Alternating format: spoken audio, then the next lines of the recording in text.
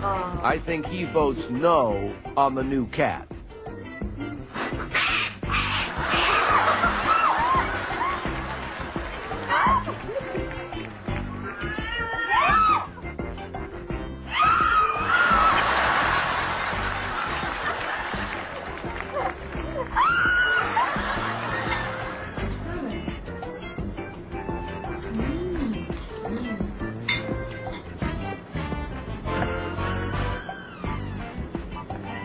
You know you're a bad cook when you get this reaction from something that eats mice.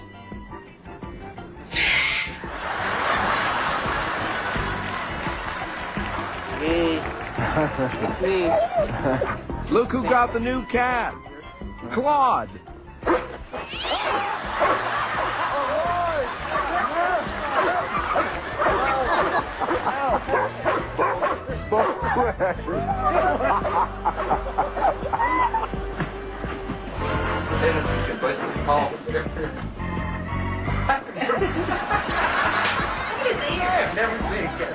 Nobody better go near the TV when Socks is watching his stories.